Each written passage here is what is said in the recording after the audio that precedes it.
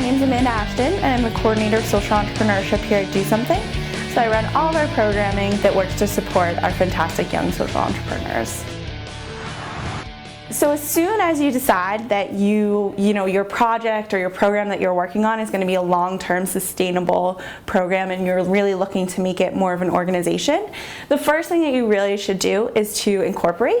So it's going to protect you personally. Again, if for any reason you're sued for anything, no one will be able to sue you personally, but instead will be suing your organization. Once you're incorporated and you're deciding what your next steps are to make sure that you're a fully recognized group, you're probably going to realize that you need some sort of tax-exempt status to be recognized as a not-for-profit.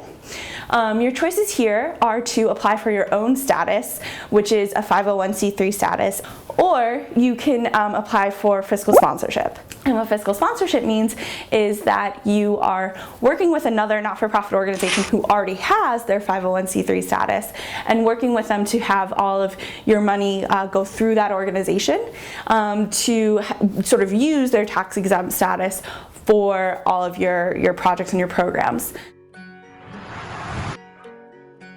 If you decide to take the fiscal sponsor route, the most important thing is to start looking for organizations that have a similar mission or purpose to yours. So for example, if you are doing a program that's all about arts education in schools, you would want to start looking for other larger organizations that are doing arts education. So for example, large organizations like Save the Music Foundation or other large 501c3s would be a good fit.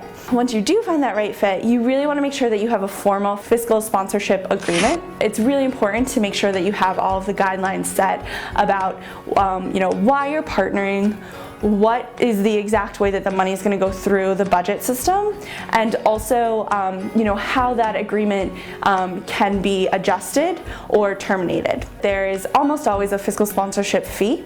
The market rate for that is anywhere between 7% and 15% of all of the money going out of your books.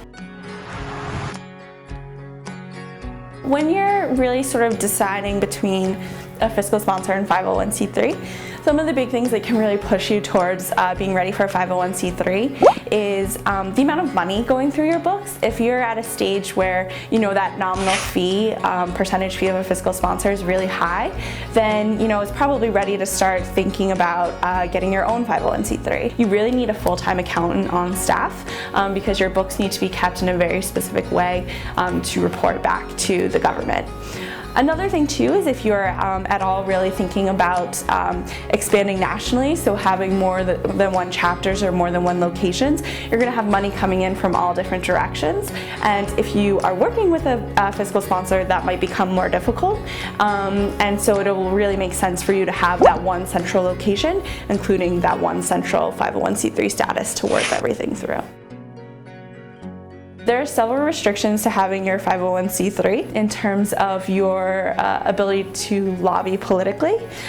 If you are a political organization, there are other types of other types of status that you can apply for. Next, you absolutely are required to have a board of directors, and these should be people who are really committed and ready to help your organization. Additionally, you'll also be asked to provide very specific financials, documentation for the time of your organization's existence, both what you have done in the past as well as what you're looking forward to do.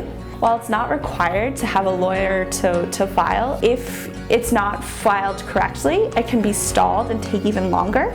The process already takes about 3 to 6 months for you to submit your form and then hear back. So we want to make sure that you're doing everything to expedite it.